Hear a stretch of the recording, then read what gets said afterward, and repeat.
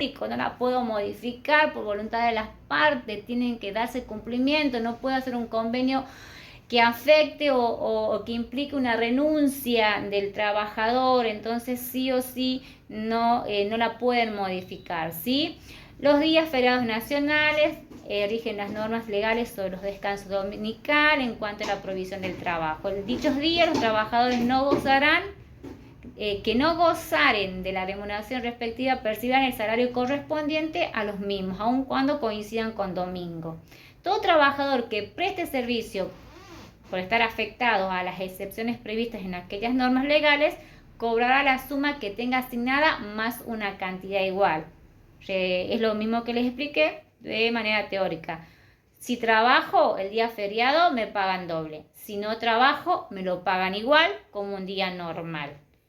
Pero están también los llamados días no laborables, que me acuerdo yo que cuando estuvimos con la presidencia de Macri, cuando se sacó el decreto de cuánto iban a ser los días del año que iban a ser feriados y qué sé yo, muchos feriados, puentes, los puso como no laborables. Y hay muchos que no nos gustó mucho porque ya no teníamos ese feriado largo que nos gustaba tener, ya sea porque quería trabajarlo y ganar más, ya sea porque quería descansar más. En el caso de los días no laborables, los días no laborables, el trabajo será optativo, pero para el empleador, ¿sí? Salvo el banco, seguro y actividades afines, conforme lo determine la reglamentación. En dichos días, el trabajador que preste el servicio va a percibir salario simple. O sea, si yo voy a trabajar día no laborable, porque el trabajador dice, bueno, el día no, decretaron día no laborable, yo voy a abrir el negocio igual. Vengan a trabajar, lo que van a percibir va a ser como un día normal, no se paga doble. En caso de que el empleador dice, bueno, día no laborable, no voy a abrir el negocio, ¿sí? No se paga al trabajador, el jornal igualmente abonado, el jornal será igualmente abonado al trabajador, ¿sí?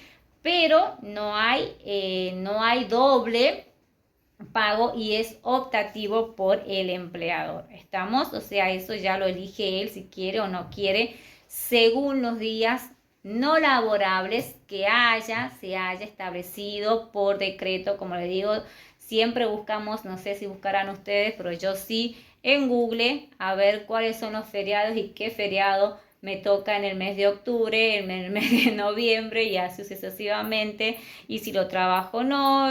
Y acuérdense también que cuando hablamos de feriado y hablamos de recibos de sueldo y la importancia de tener todo eso registrado en los recibos de sueldo, también en el recibo de sueldo te aparece días feriados, ¿sí? Días feriados trabajados, ¿sí? Entonces te tiene que aparecer. Todo eso suma al momento de hacer los reclamos, ¿sí? Ya sea por diferencias salariales, ya sea mi perrita está enojada, por diferencias salariales o ya sea por algún otro reclamo en cuanto al pago de nuestra remuneración, así que siempre ese es otro de los ítems que el recibo de sueldo tiene que contener. Yo trabajé el día feriado pero no me pusieron acá en el recibo. O sea, no me lo han pagado, entonces reclamo, poneme feriado y te hacen un ajuste, te van a sacar otro recibo, te dice feriado, inclusive el feriado te lo pagan y te van a hacer las deducciones de ley que corresponden, ¿sí? Cuando el empleador en realidad, presta en este caso el servicio como corresponde, ¿sí? Pero bueno, cumple o se ajusta a las normativas de esta ley de contrato de trabajo, de las cuales no se puede apartar, repito, ni aún, ¿sí? Aunque haya firmado convenio con las partes ni nada por el estilo. Estamos viendo la importancia que tiene, ¿sí? Y que tienen que saber, porque el día de mañana nos toca trabajar y cuando ustedes conocen los derechos laborales, se van a dar cuenta cuánta vulnerabilidad, cuánta violación de derechos se dan en muchos casos, ya sea porque nos han pagado menos, porque no aparece el aguinaldo, porque me fraccionaron las vacaciones, porque no me dieron las vacaciones, porque no me pagaron doble, porque tenía un día, bueno, por muchas otras circunstancias que van a ver que se puede reclamar, ¿me entiendes? Porque veo que los aportes no me están haciendo, ingresan 6 y no me aportó de hace 2 años, entonces, ¿qué pasa con eso? Guardo los recibos, después los reclamo al empleador, lo hago la denuncia en AFIP, porque el empleador que no hace los aportes está evadiendo también un impuesto, porque es una contribución y tiene que pagar esa contribución y está evadiendo de alguna manera los impuestos y no está perjudicando a futuro. Entonces, en la vida diaria, en que uno, acá alguien levantó la mano y nunca la leí, no sé si es una consulta, pueden habilitar los micrófonos y hacer preguntas. Creo que no sé si querés hacer alguna pregunta, no uso mucho Meet, así que estoy aprendiendo. Si tenés alguna duda, habilita el micrófono, me interrumpes, no hay problema, la contestamos y seguimos, ¿sí? O lo dejamos al último para las preguntas, ¿ok? Un tema más, son 8, ya terminamos, que me gustaría, hablar con el tema del régimen del empleado público. ¿Por qué traigo el tema del régimen del empleado público? Porque es un régimen totalmente distinto a lo que hace a lo que hace a la ley de contrato de trabajo, bueno, en muchos aspectos, ¿sí? Y de lo que se puede hablar del empleado público, del régimen de empleado público, que yo la tomé a la ley 5.473, que es la ley del régimen del empleado público de acá de Tucumán, ¿sí? La tomé a esta ley, ¿sí? Y tomé específicamente la estabilidad, ¿sí? En lo que hace al empleado público, ¿sí? Estabilidad del empleado público. ¿Saben por qué hablo de estabilidad? Ahí marco la diferencia con la relación laboral privada, ¿sí? Porque si bien es cierto, podemos exigir que no hayan despidos arbitrarios, podemos hacer reclamos, no hay un artículo en la ley de contrato de trabajo que te diga que el empleador no puede despedir a un empleado.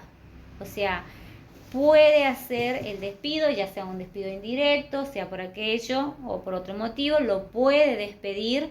La causal puede despedirlo con causa o puede despedirlo directamente sin causa o con causa no justificada, pero no hay algo que diga que lo va a mantener de manera indefinida, ¿sí?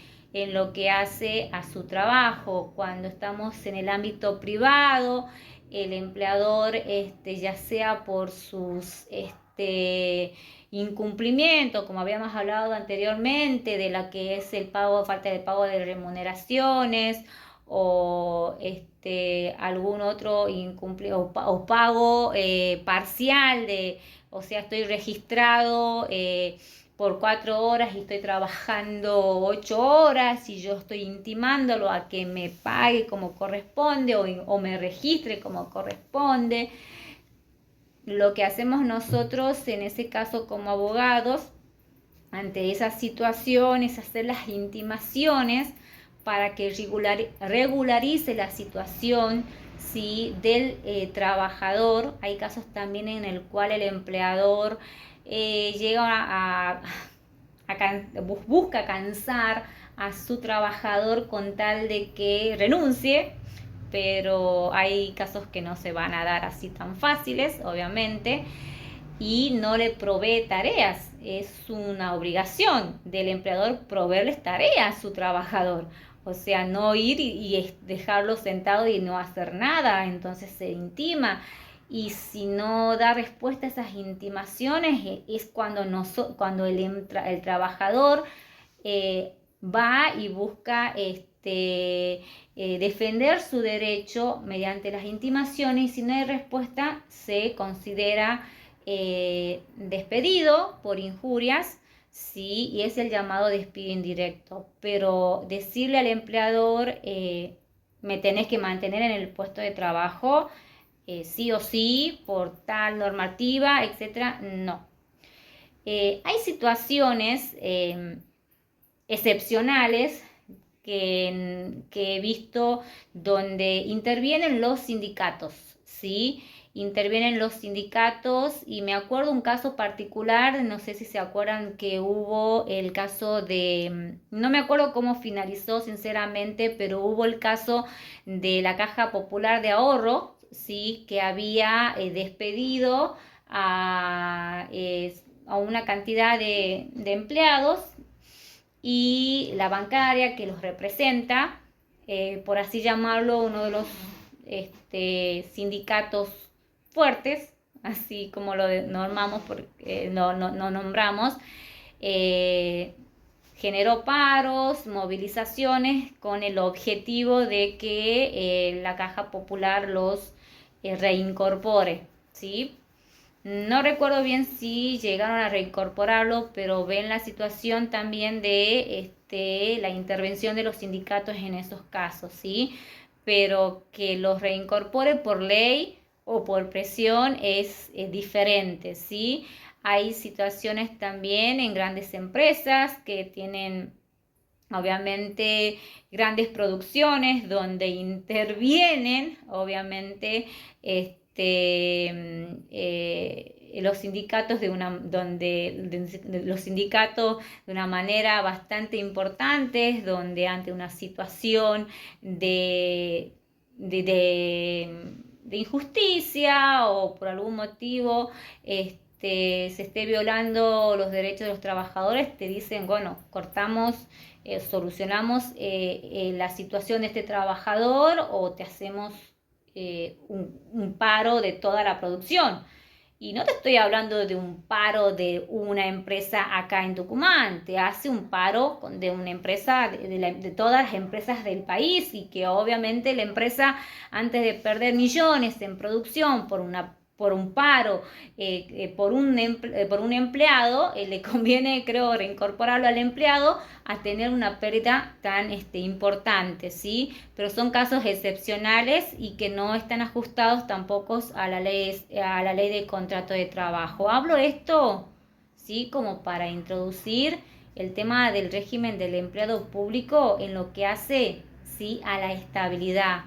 Sí, estaba tratando de abrir acá el artículo 14 bis, donde ya 14 bis de la ley de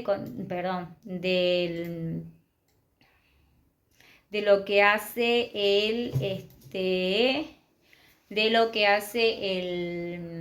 la Constitución Nacional, ¿sí? Que entre uno de sus puntos, ¿sí?, garantiza a los empleados estabilidad del empleado público.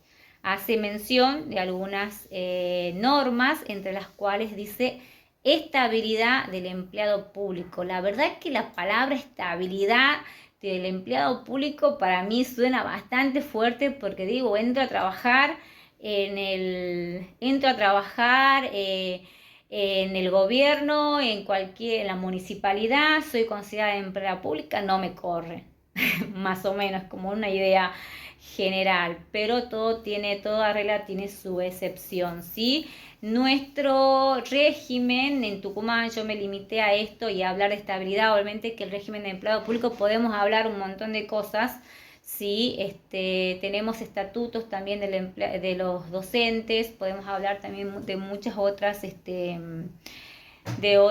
normativas en lo que hace el empleado público, pero tomé la ley 547, que según el artículo 13 de esta ley, el empleado público adquiere estabilidad luego de 6 meses de actividad, ¿sí? Estabilidad, que es la que nos dice el artículo 14 bis de la Constitución Nacional.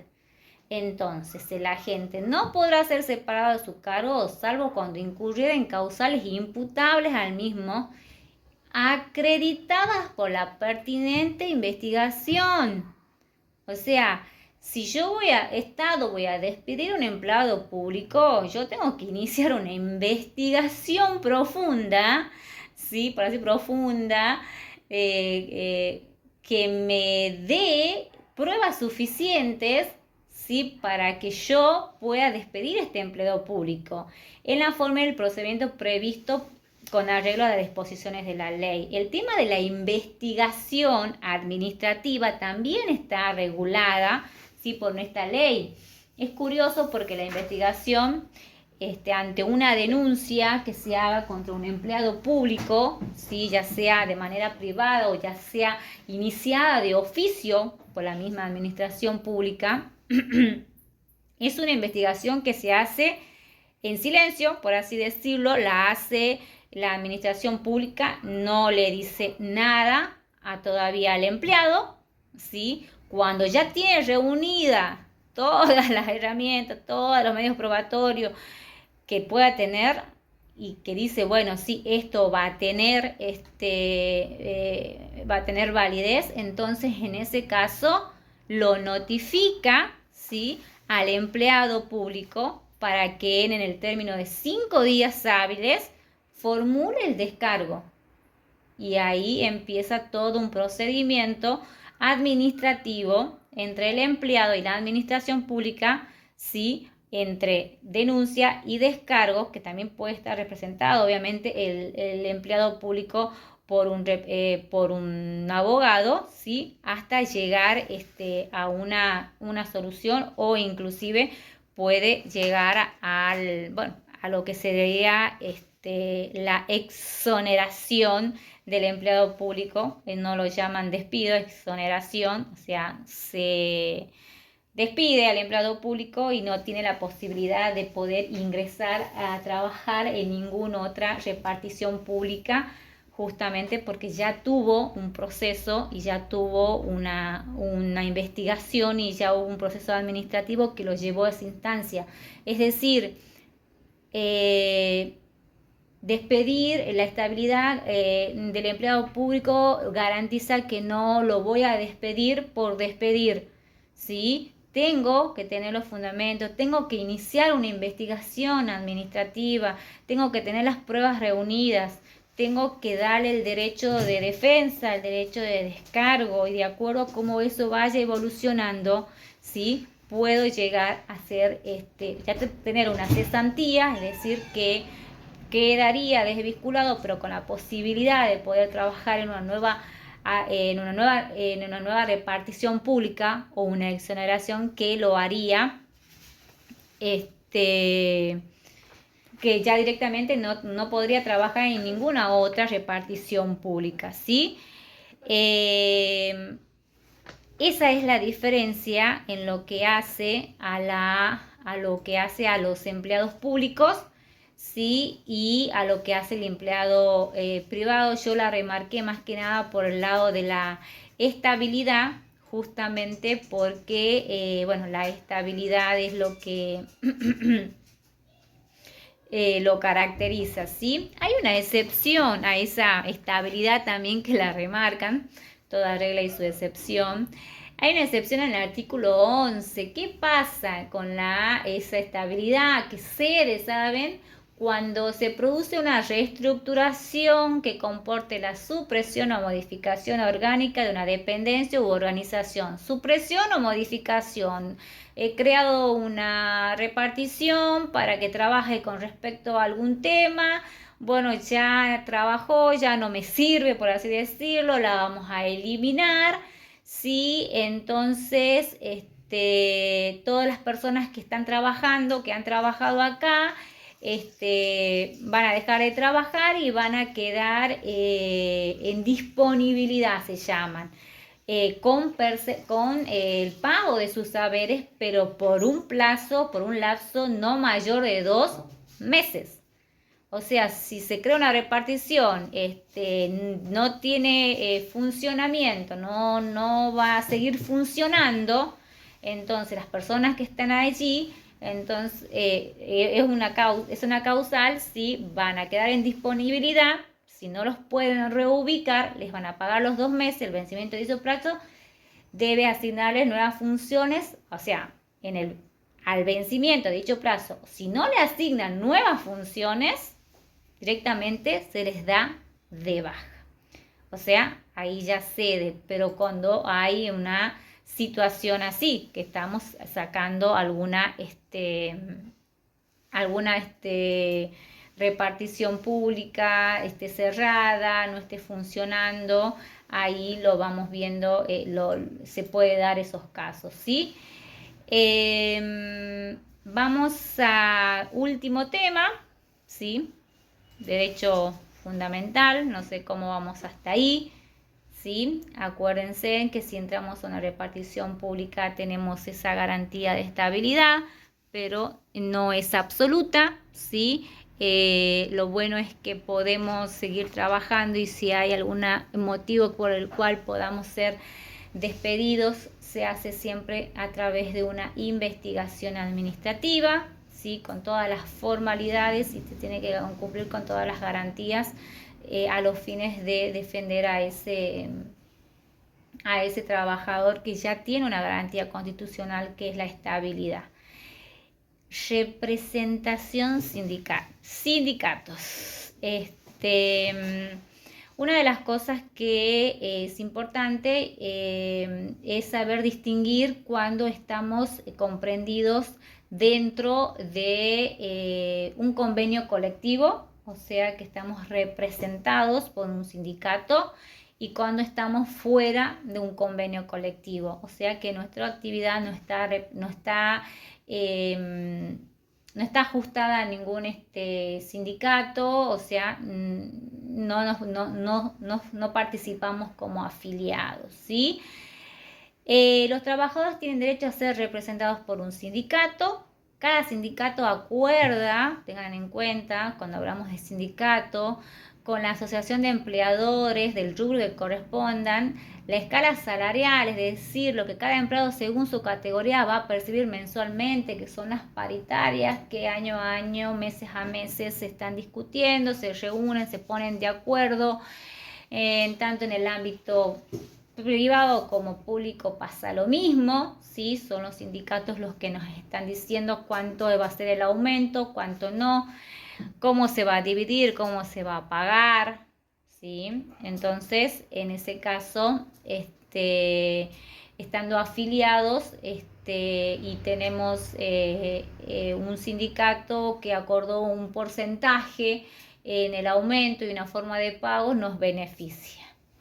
Dependiendo si la empresa está sujeta a un convenio o el trabajador a un sindicato, se deduce, o sea, ¿cómo se mantienen los sindicatos?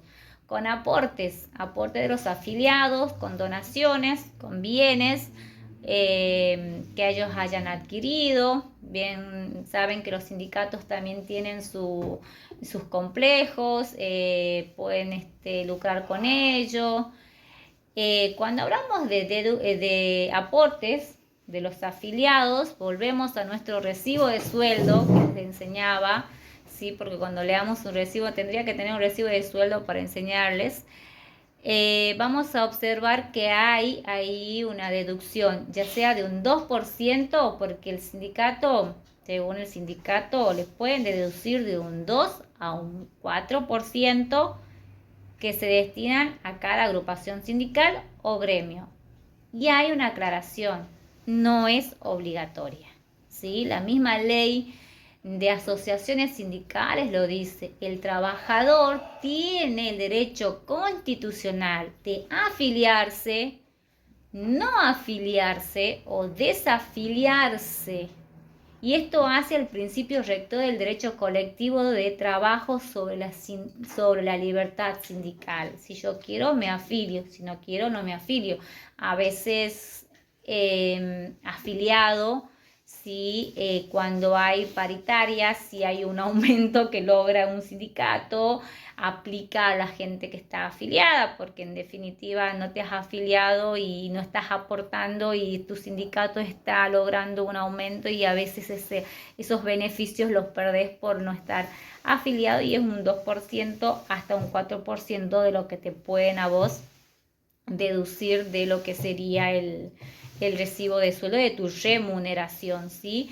La misma ley lo dice, ¿sí? En base a lo que es el principio rector del derecho colectivo de trabajo sobre la libertad sindical.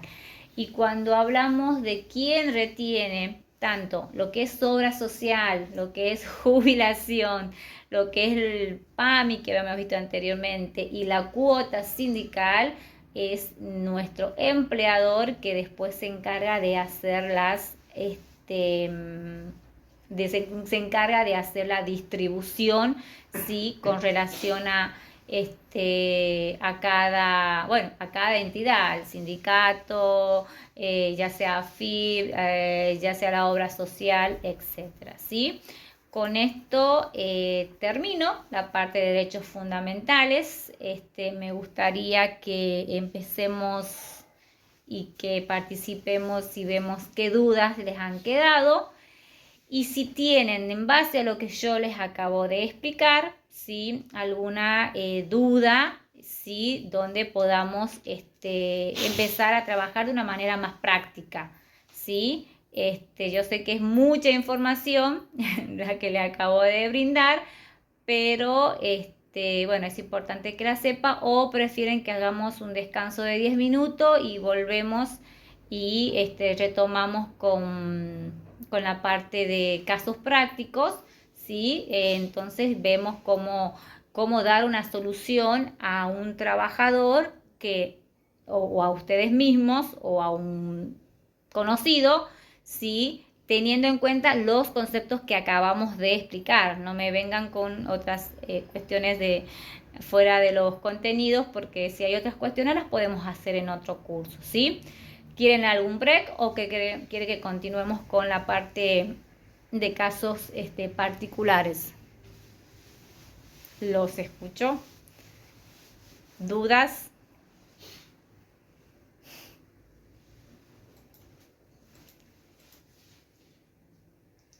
A ver.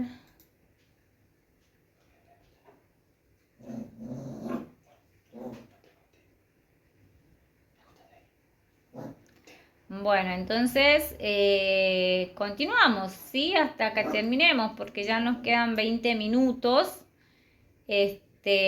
para que ya ahí me dice Ximena que con la parte práctica, que supongo que continuemos, ¿sí? Así más o menos vamos cerrando, ¿sí? Todas las explicaciones, ¿sí? Parte práctica, voy a necesitar su intervención, obviamente, porque esto no es que yo solamente voy a hablar y voy a explicar, ¿sí? Vamos a trabajar sobre lo que acabamos de ver y como no hubo muchas preguntas, yo confío en que he sido muy clara en todas las explicaciones y con ejemplos, así que vamos a ir analizando algún caso en particular. Tengo un trabajador, ¿sí? Que viene a mi estudio, ¿sí? Porque él estaba trabajando en una obra de construcción, ¿sí? Los empleados, los obreros de la construcción tienen su propio convenio colectivo, tienen una ley inclusive especial, ¿sí? Este empleado viene a mi consultorio y me dice que está trabajando más de las 8 horas diarias y más de las 48 horas semanales? Es una pregunta. Entonces, cuando va a ver su recibo, ve las 8 horas, pero no estamos viendo lo que son el pago de las horas extras, ¿sí? ¿Cómo defendemos? ¿Cómo reclamamos? Porque yo les enseñé, tenemos horas extras y vemos que no le están pagando. ¿Cómo? No escuché. Exactamente. ¿Qué tendría que aparecer en tu recibo de sueldo, Nerea?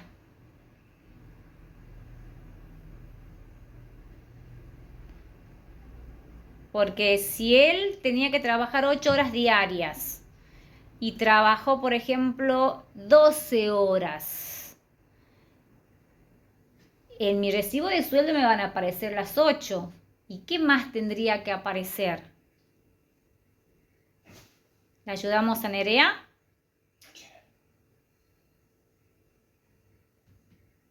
Porque acuérdense en que el recibo de sueldo, y que nos sirve el recibo de sueldo para acreditar lo que cobramos y después poder reclamarlo también, en el recibo de sueldo nos tiene que aparecer nuestra jornada laboral y nos va a aparecer, pero esta persona está trabajando más de las 8 horas diarias.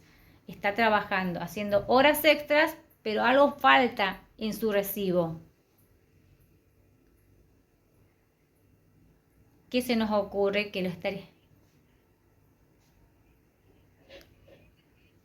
Bien.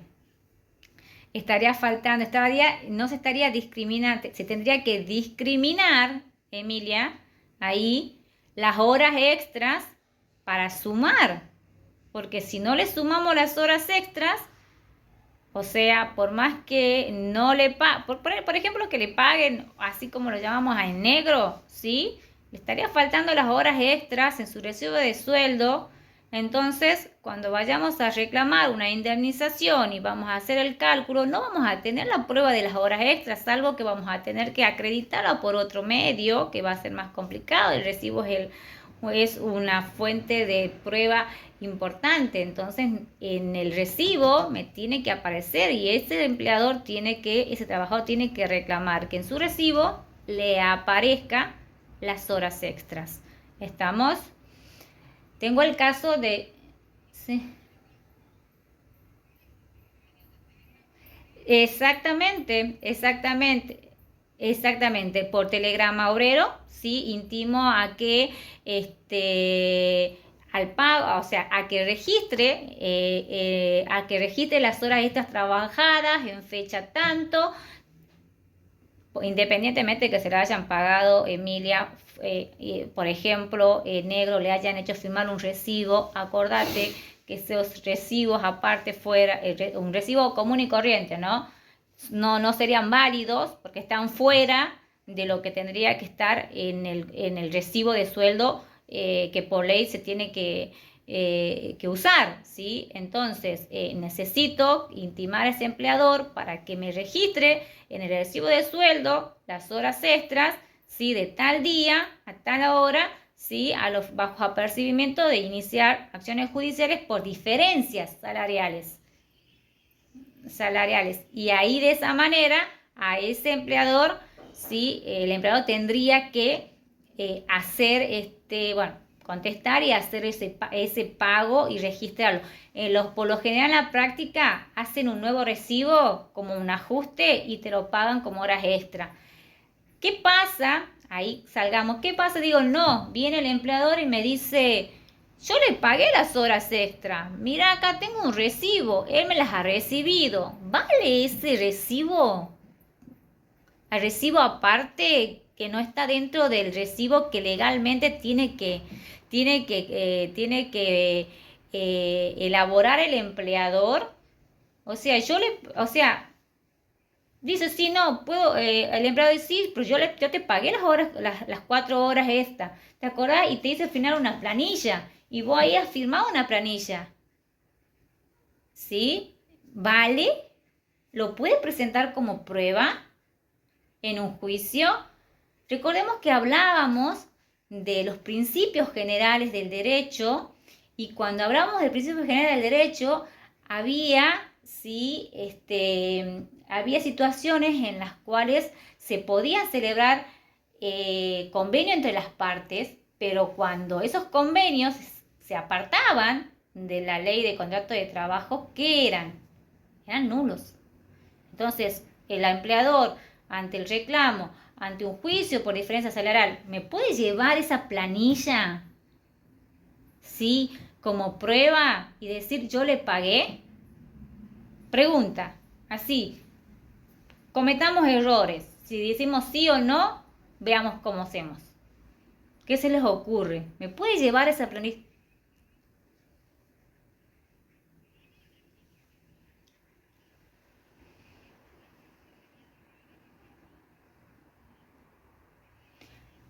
Ahí está. Por más que...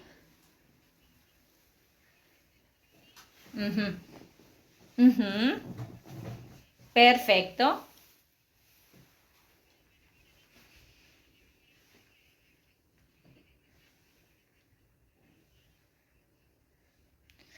Porque si lo reconoces, si el empleador le reconoce las horas extra, le va a hacer otro recibo con ajuste y le va a pagar las horas extra. Pero yo te estoy planteando que hay casos en que esas horas extras son pagadas fuera de lo que es el recibo, ¿verdad? Y les hacen firmar planillas. Entonces el empleador, bueno, dice, no, niega que haya tenido, digamos, esas horas extra, o diga, no, pagué las horas extra y presente una planilla que la haya hecho el personal administrativo, ¿sí? Digamos. ¿Sirve esa planilla como medio de prueba para que después en un reclamo judicial le reconozcan al empleador que sí pagó las horas extras? ¿Qué se les ocurre? Porque al principio decimos que todos aquellos derechos que se aparten, ¿sí?, de la ley de contrato de trabajo, que es una ley de orden público, por más que estén firmadas por el trabajador, ¿sí?, no puede apartarse, ¿sí?, de ese orden público, de esa ley. Y si la firma, ¿sí?, aunque las firmas del trabajador, las puede hacer valer. Y estamos hablando...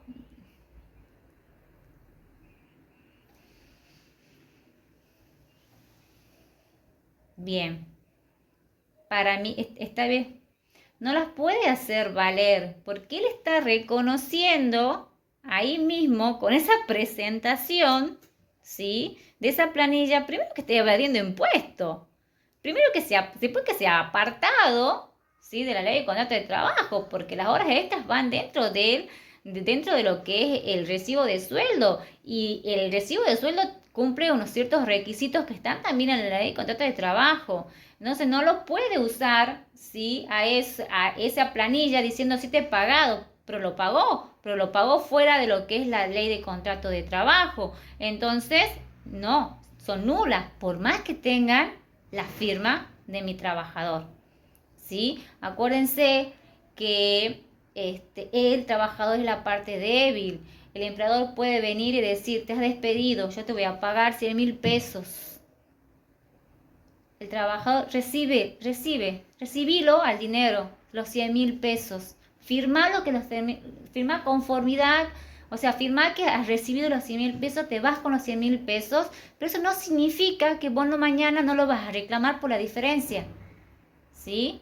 ¿Por qué? Porque vos estás firmando algo bajo coacción y estás firmando algo que es nulo, ¿me entendés? Entonces, cuando hay dudas, decimos que el juez va a interpretar a favor. O sea, y vos estás viendo que está renunciando, ¿sí?, a percibir una remuneración justa, ¿sí? Recibe 100.000 pesos cuando tendría que por convenio colectivo o por el contrato de trabajo recibir 300.000 pesos, recibió los 100.000 pesos, lo firmó, lo aceptó, pero eso no significa, eso no es válido o es nulo, ¿sí? Y no le impide a él si reclamar la diferencia.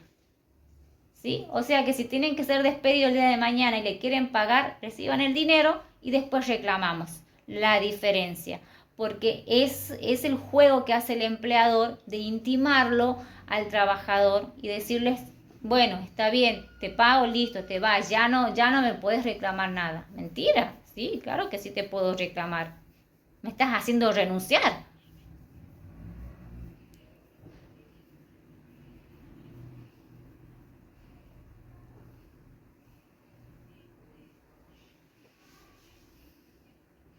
Exacto, no, menos que menos, menos que menos, no, no, nada, y lo hacen por,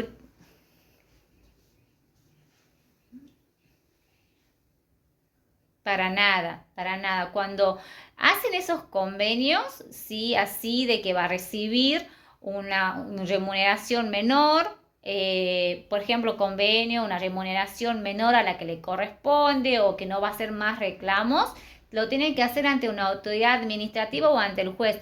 Normalmente ante la pedís una audiencia ante la Secretaría de Trabajo y vas con el trabajador y el empleador y ellos hacen firmar el convenio. ¿Por qué? Porque vos vas ante una entidad pública donde te va a dar un abogado, donde va a controlar que lo que está firmando el trabajador, que, porque justamente la Secretaría lo va a defender, es lo correcto o no. Acepta o no, está prestando conformidad, perfecto. Pero si lo haces en forma particular, así entre ustedes dos, no vale. Vamos, reclamamos la diferencia. Hay muchos que no van a reclamar la diferencia creyendo, sí, siempre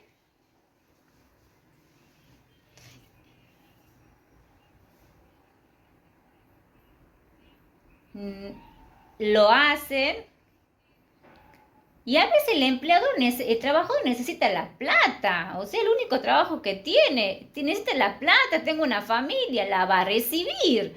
Pero bueno, ya he firmado, ya no reclamo nada porque ya he renunciado. No es así. No, también que después, exactamente. Y ahí estamos para asesorarlos, para indicarles, anda, cobra, después seguimos reclamando. Exactamente, exactamente. Pasa eso y los empleadores saben eso y saben cómo persuadir, pero tenemos a otros trabajadores que también saben consultar y obviamente van a ir a hacer unos asesorados, ya sea a un abogado particular o a la misma Secretaría de Trabajo que les da asesoramiento gratuito y los llaman a audiencia y buscan llegar a un arreglo, ¿sí? Como habíamos hablado de otro caso particular,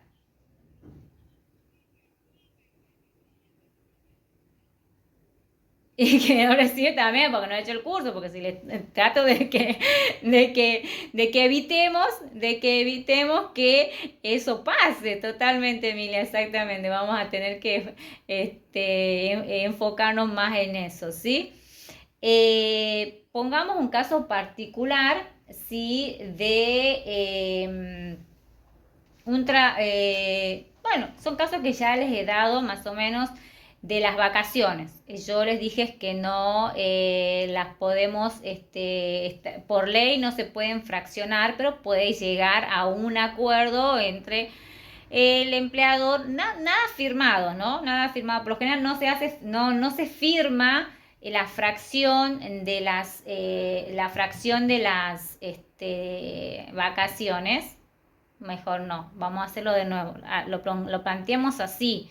Tengo 20, creo que hay uno de 20 días, de 21 días. Bueno, te dice el empleador, yo te voy a dar solamente, te puedo dar 10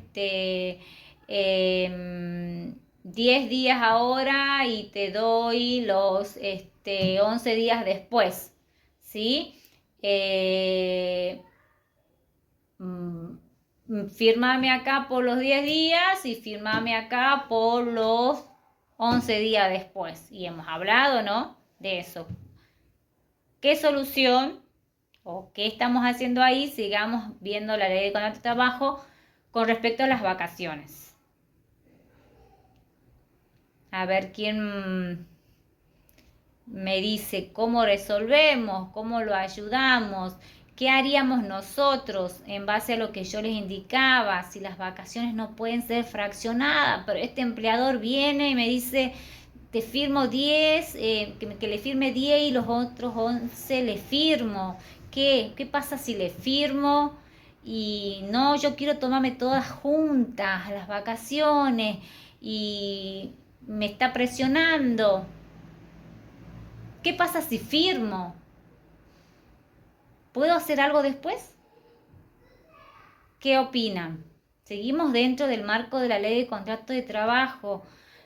Los derechos de los trabajadores son irrenunciables. ¿Qué opinan? ¿Qué hacemos? ¿Cómo lo defendemos? ¿Qué haríamos nosotros?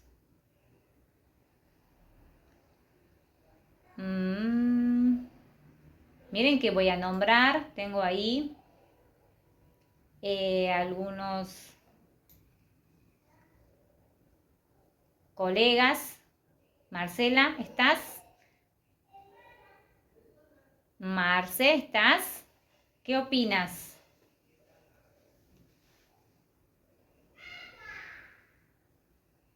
Marce o Noelia.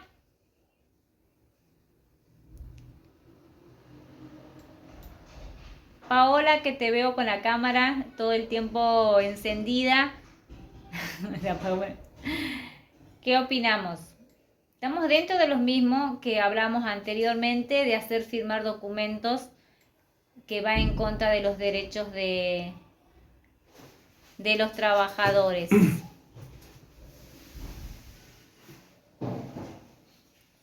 A ver,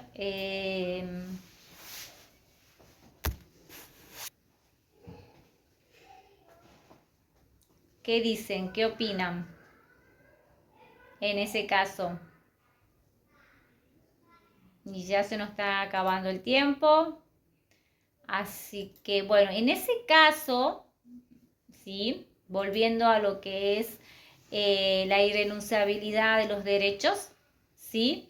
De los trabajadores, ¿sí? Puede firmar, como decimos anteriormente, ¿sí? Puede firmar por los 10 días y después los 21 días, pero cuando se tome la licencia de los 10 días, puede volver a los 21, ¿sí? ¿Por qué? Porque las vacaciones, como he dicho, no se pueden fraccionar, ¿sí? Y si les hizo firmar tal como le hizo firmar, ¿sí? Es nulo.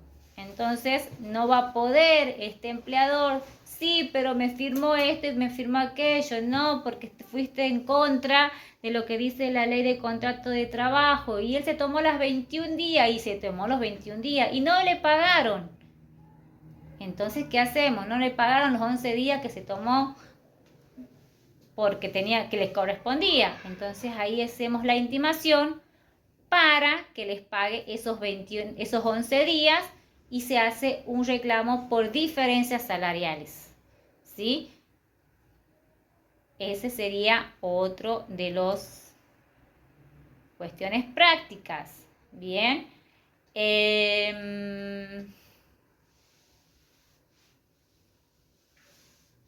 Veamos alguna otra cuestión que más o menos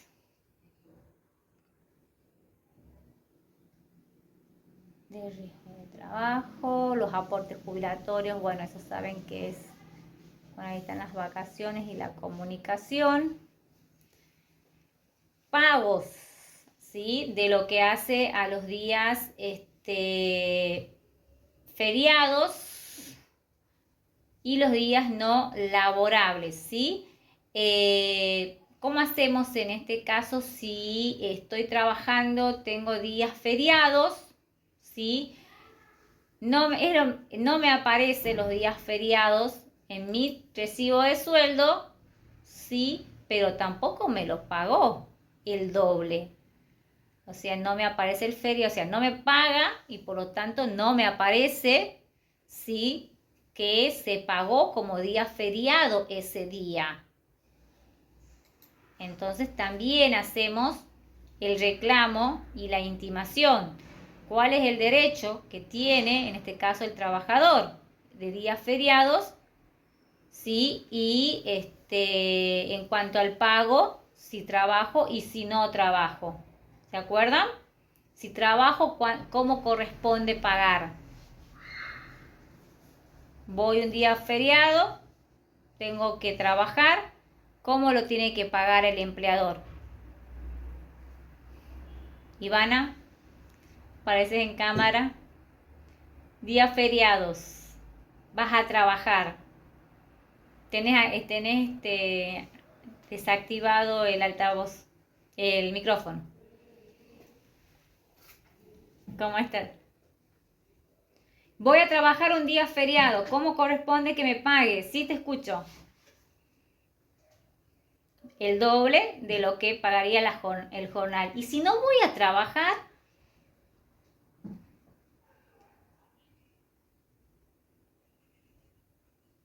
no, es perfecto, debería pagar normal. Pero ¿qué pasa si el empleador viene y me obliga? Tenés que venir a trabajar el día feriado. ¿Puede? No, no puede obligarte. Muy bien, porque por ley dice, no son el día feriado, sí, se paga doble, no es obligatorio asistir. Y si asistimos, como dijimos, se paga doble. Gracias, Ivana. ¿Y qué pasa cuando hablamos de los sindicatos? Yo les decía acá el derecho colectivo del trabajo sobre la libertad sindical, o sea, nosotros podemos afiliarnos y no afiliarnos, pero la afiliación también habíamos dicho que era voluntaria y me aparece en el recibo, no sé por qué, un descuento de un 2%, un 3 o un 4% de mi salario.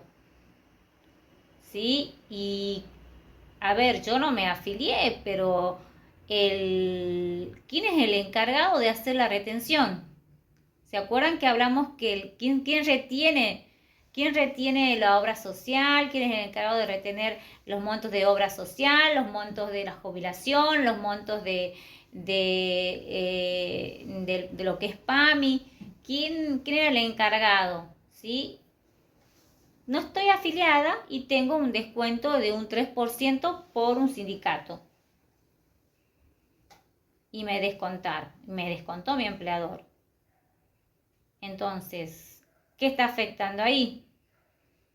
¿Y cómo lo reclamo? ¿Y a quién le reclamo? Porque, a ver, para que me haga el descuento, el empleador yo me tendría que haber afiliado. Y yo tendría que haber firmado una afiliación. Y no hice nada de eso. ¿Y cómo es que surge que me está descontando? Entonces, ¿qué pasa? ¿Qué está vulnerando primero? ¿Sí? Lo que habíamos dicho en cuanto a los sindicatos. Ahí estamos vulnerando esa libertad, ¿sí?, sindical, o sea, de elegir afiliarme, no afiliarme o desafiliarme, si ya me afilié antes. Y si me lo retienen, y si me descuenta y no tengo ninguna afiliación y el empleador viene y me retiene, ¿a quién reclamo?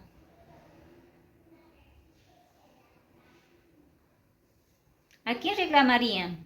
¿A quién irían a reclamar? Al empleador. Y el empleador ¿por qué? Es que pero no, yo no he firmado nada al sindicato, no he firmado mi afiliación. Entonces, ¿cómo hace para venir y el empleador retenerme? Si no tiene mi consentimiento el sindicato. Entonces, ¿quién me va a devolver el dinero de lo que me descontaron en concepto de cuota sindical?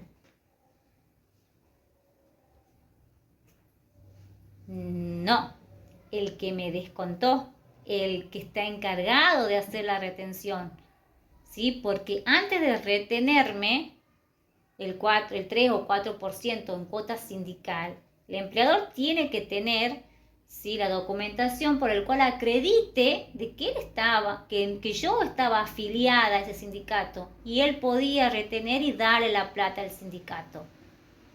Y si el empleador no tiene esa documentación y lo mismo me descontó, ¿quién es el que me tiene que devolver? Es el empleador.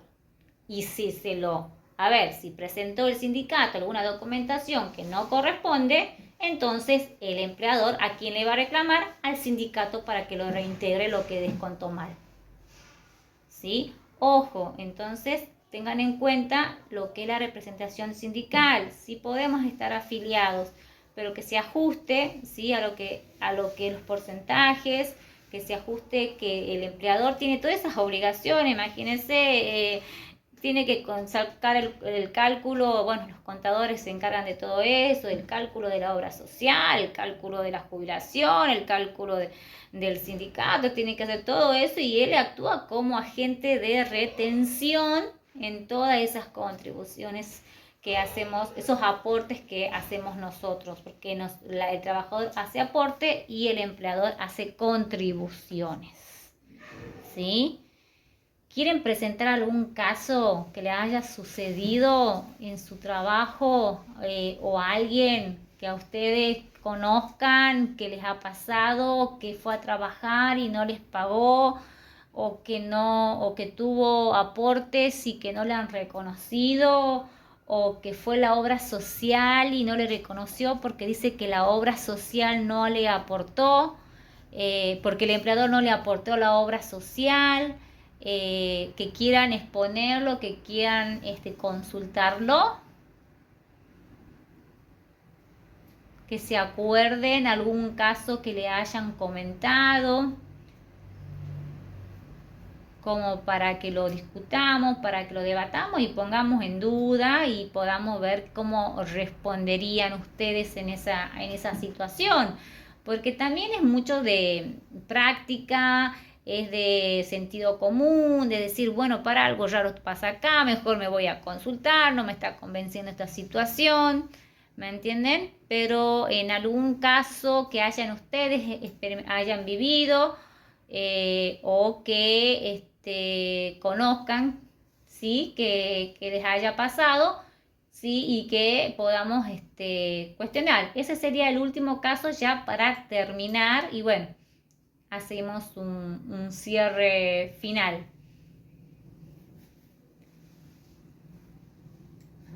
A ver los que están con cámara, sin cámara, no los veo a todos. No sé cómo hacer para verlos a todos los que están, pero me gustaría ver que alguno es empleado público de los que están ahora presentes, sabían de esta estabilidad que tienen los empleados públicos, sabían algún caso que hayan tenido con una ART, algún inconveniente, porque saben que la cobertura de una de las coberturas sociales que tiene y obligatorias es la aseguradora de riesgo de trabajo, que está a cargo del empleador, que en los casos de accidentes de trabajo se pueden dar tanto dentro del trabajo como en el llamado accidente in itinere, que es el que cuando uno va de la casa al trabajo y del trabajo a la casa. Han sufrido algún accidente, se les ha negado la cobertura, les han avisado, han sabido sabían ustedes que tienen la obligación de conocer cuál es su aseguradora, porque tienen que conocerla, cuál es su aseguradora. ¿Alguna vez han podido firmar, los han hecho firmar a alguna renuncia, algún pago, algo que creían o veían que no correspondía?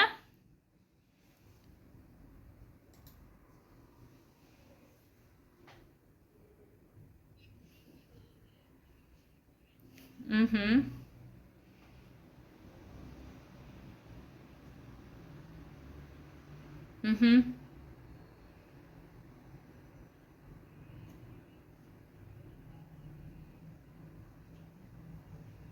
Sí.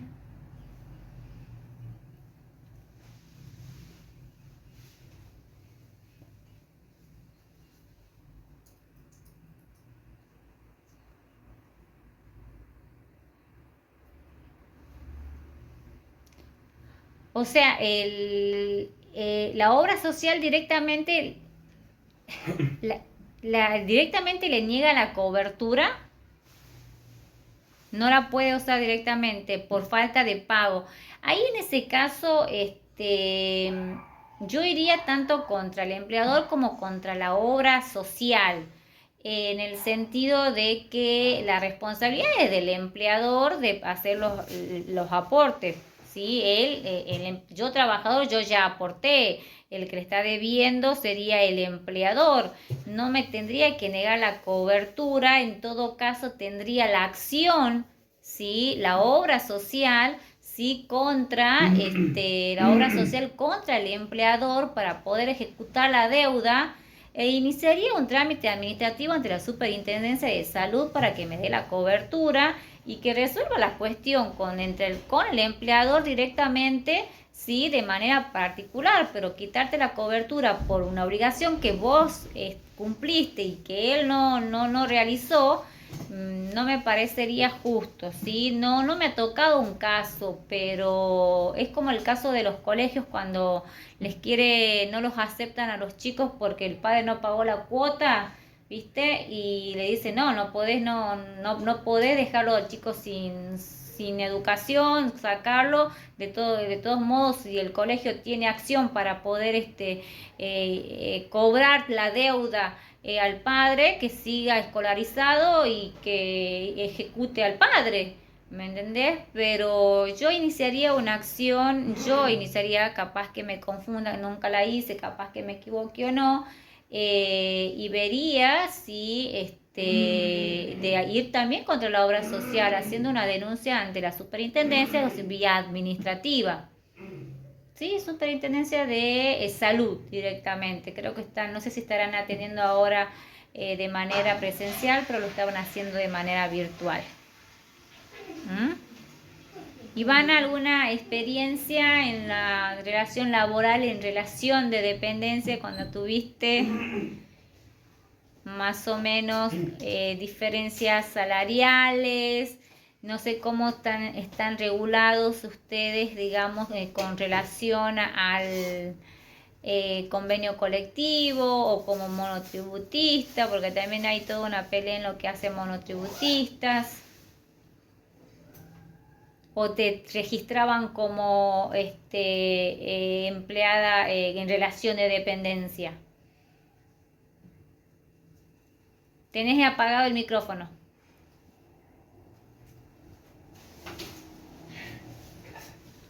Ivana, ahí, sí,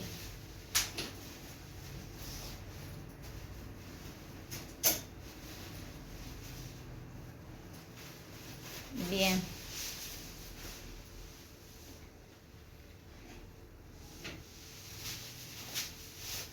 ¿Lo hiciste por telegrama? ¿Sabías que vos la renuncia la tenés que hacer por telegrama? Perfecto. Bien. Claro, sería. Sí, sí.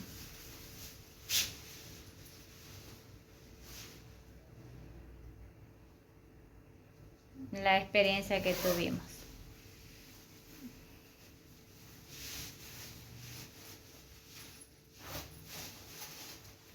Sí. Mm, pero perfecto. Bueno, hay un poquito de casos particulares, obviamente que van a tener mucha más, para no alargar más ya, porque nos pasamos un poquito del curso. Se van a dar muchas situaciones en la vida diaria. La idea del curso era justamente eso, que se sepan manejar, ¿sí? En el momento de trabajar en relación de dependencia. al momento de atender a un cliente, ¿sí? Saber cuáles son los derechos fundamentales, los principios generales que decimos al principio, ¿sí? Está bueno de dar ejemplos como para que podamos seguir para tener una explicación más clara. Les agradezco, ¿sí? Su participación, ¿sí? Le pido disculpas si me excedí un poquito con respecto al tiempo. Vamos a dar otro curso, si ustedes quieren, propónganlo, me mandan un mensaje, propongan un tema, lo damos al curso, buscamos ejemplos y lo trabajamos. Pueden venir ya con ejemplos, casos particulares, y los trabajamos. Hay muchas cosas que se puede tratar el tema de derecho laboral, y yo creo que en un país en el que estamos hoy, necesitamos gente capacitada, ¿sí? Y que sepa reconocer que por más que la situación esté complicada, se le tiene que reconocer sus derechos como trabajadores. No debe haber un abuso por parte de los empleadores de la necesidad de uno de poder trabajar, y si lo hay, sí, saber reclamar en su momento y perder el miedo. Bueno, me va a despedir, pero bueno, me voy con una indemnización porque me corresponde, ¿sí? Perder el miedo de firmar, ¿sí? Porque las firmas que hacemos en muchos casos implican renuncias de derechos que son irrenunciables, ¿sí? Entonces, bueno, la idea sería de dejarlos con estos conocimientos, que los puedan aplicar, y bueno, espero que les haya sido útil, sobre todo, que es lo que más me interesa, y bueno, les haya gustado, y bueno, gracias por su participación.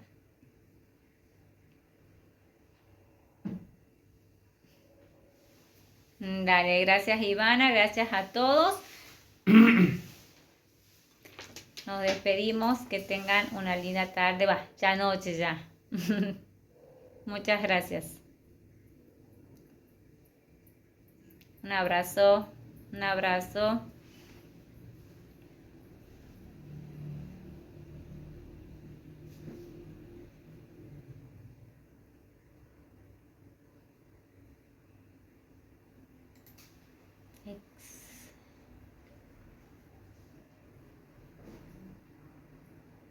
Ay, me han dejado mensajitos. ¿A dónde? Está el chat.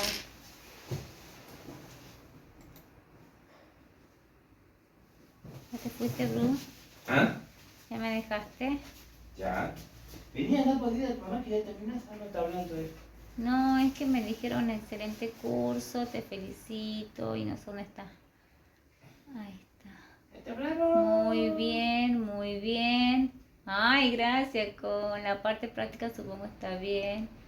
Es nulo, gracias por explicarlo. Brena está medio perdida. Ah, la Sofi. Perdón, profe, me tengo que retirar. Bastante interesante el tema, muy didáctica, la explicación bastante bien, y me gustaría poner también si hace el de jubilación. Está bueno. Excelente curso, muy bien explicado todo, excelente, muy interesante. Ay, qué lindo devoluciones. Ay.